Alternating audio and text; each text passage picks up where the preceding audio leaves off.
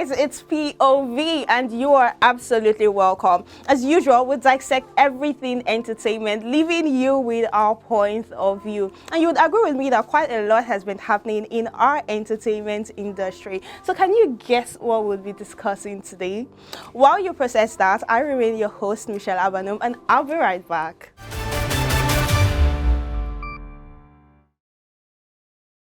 Welcome back. If you guessed AMVCA, you are absolutely correct. We'll be having the final lap of our banter, the AMVCA nomination 2024. Today, we will be considering 3 categories: Best Cinematography, Best Art Direction, and Best Director. We'll be right back with the nomination list for the Best Cinematography.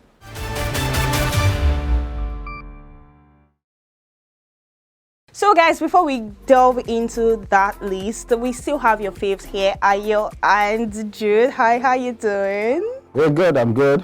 Fine. Okay, so let's delve right into it. Jude, who is a cinematographer? Alright, cinematographer is someone who tells stories using visuals.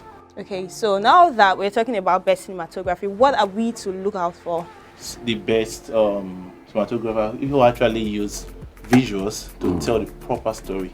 Okay. Yes, and that is what you should look out for, because most times we have, just as the director does try to tell the story using the actors and the characters to tell the story, same thing with the cinematographer. He's also trying to tell the story using visuals. So we're looking at great visuals, great shots. Great shots. Yes, and good. I won't say color grading because that's not his job. That's Okay. the editor. Yeah. So he's more of the shots, the right shots for the right story.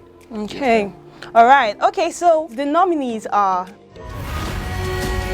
Best Cinematography, Mami Wata, Blood Vessel, Over the Bridge, Breath of Life, Jagun Jagun, The Warrior, Ijogbon, Chaos, Omen.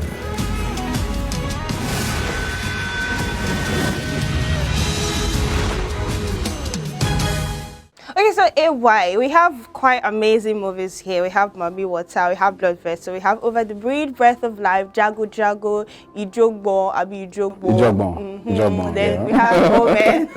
Okay, so who do you think is most likely to win? First of all, what do you think about their shots, like in these various movies, and who do you think, before we come to the Alright, okay, so let's hear from you, AY. Okay, well, let's start off with Mami Wata. Mami Wata, yes, cinematography. Yeah, Mami Wata. Thank you. But for me, Mami Wata, the shots, you talk about the shots, the camera angles, fine. Even though at some point, the cinematographer lost me. There were some shaky shots, there were some uncoordinated. Intentional for the scene. Shaky shot is proper. Yeah, no, but I mean, some scenes you did not require shaky shots. I'm talking about Mami Wata now. But overall, did he deserve the nomination?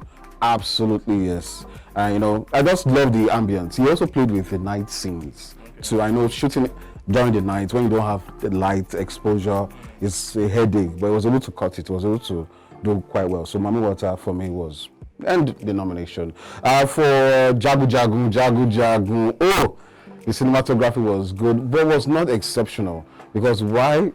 He had luxury of the ambience. He had so many spaces to work with. So I believe that he earned the nomination, but I don't see it winning. I don't see Jagun Jagun winning. Breath of Life is in that nomination list as well.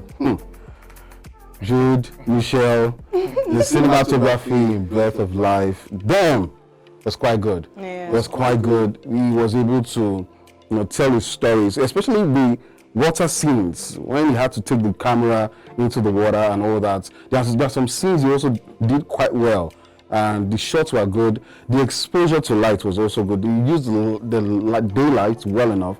I didn't really see too much of night scenes in Breath of Life. I don't think there were anyways. But he did well. The quality also was really good. Was Yeah. really, really good. So that's for me. That's my own take. Next on that list, Blood Vessel. Blood Vessel is another strong contender. Do you know why?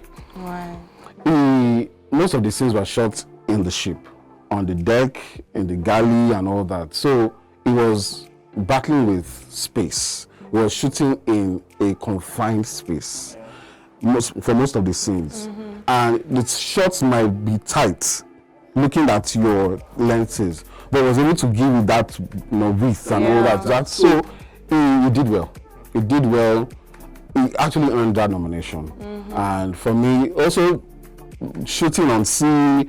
Then also there's some parts as well. They went to the town itself, and having that overview. For me, this category, man, strong, strong, my baby. But for me, I did well. That's Blood Vessel.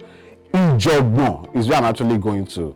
Ijogbon, done by a veteran when it comes to cinematography. That's Kunle Afolayan. If you can remember, let me take you way back. Kunle Afolayan, if you have watched Figurine, Kunle Afolayan shot that movie on red. Yeah. Red, if you remember. I think it was one of the first movies to be shot on red. And he has kept that performance from then till now. All of his movies, when it comes to cinematography, has been quite good. Yeah. Kunle Afolayan, when it comes to photography, for me, he learned from the likes of TK, Tony Kilani, and all that. So he has this antecedent when it comes to filming and using the right lenses, the right ambience, and that's what you saw in Ijogbon. The introduction of that movie, if you watched it, found out that he used a lot of, he showed the mining site, where they were mining and all that, even though that scene can be misleading. And I'm done saying this right now because you can't find diamonds in Nigeria. No. But they were able to tell that story. Okay, there are diamonds in Oyo State, which is false. Yes, it's false. You can't find diamonds in Oyo State. Not even in Nigeria. That's you're saying. That's me saying, yes, that's me saying. You can't. But that's what the scriptwriter, me and the scriptwriter had to have a one-on-one. But when it comes to the filming aspect, he used a lot of, hilly locations in that movie. So for me, it's a very, very strong contender. And the last one, I think, is Omen. Omen also tried as well, but for me, it's still the weakest link in that list. Okay. So that's my overview. So you'll be very surprised if Omen, I will be shocked. But for me, it's a strong contender. It's a strong list. Even Jude, I'm sure Jude will have a hard time choosing the best. I don't really have a hard time. Oh, for me? Because Okay. I sometimes agree with AY on his own observations. That's why it's his point. Yes. to Yeah. So what I would say is that first of all, before I even dive into this category, I'll say this thing. Making a movie, one of the hardest movies to make is mostly action movies. You understand? Because a lot of running, a lot of stunts and everything. And have you watched an action movie most those days in Nigeria when they're trying to do an action movie, like what the flip of this? Sorry, I'm using the F word though. Have you watched those home movies those days when they're trying to do some action movie? Like, who shot this? You understand? Because you feel like it's not being real. It's when those days of Saint B trying to be we are not enjoying them most times. So for you to enjoy an action film, that means cinematography has to be perfect. Because there's a lot of running. Now let's give an instance. Let's go to a category now. Look at Jagun Jagun, the horse. When they're riding the horse, the warriors, the fights and stuff like that. Now there are scenes whereby if the cinematography was not perfectly done, you'll see their errors. Yeah, their lapses. You understand? Because they have to follow up the running, so you can feel it when you see them running. I don't even know if the cinematographer was on top of one of the horses running, because there's lots of movement shot done. So I want to give it to. I'll put it between Jagun Jagun and Blood Vessel, because for me I feel like a lot of action scenes was done in these movies. You understand that if not properly done, you feel like they just wasted your time.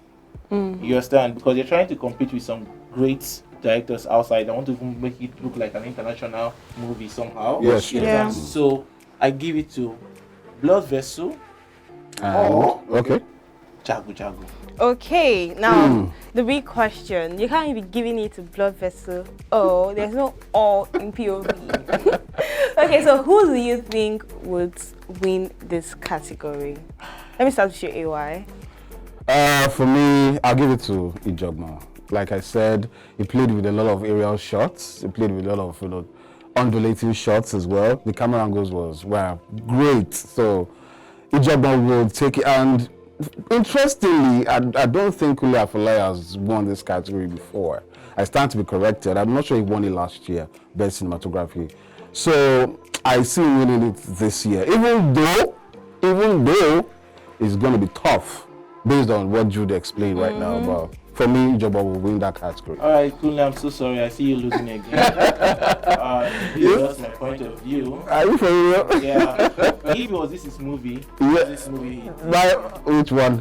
Anikulapo. Now, Yeah. if it's Anikulapo, I'll say, okay, yes. There were lots of, some actions. Yeah, true. But with these guys on this category, like Blood Vessels and Jagun Jagun, I'll give it to Jagun Jagun. I want to give it to Blood Vessel, but Your mind not carry out. Okay, so you're saying Ijogbon, Ijogbon would win this one. and then you're saying Jagun Jagun.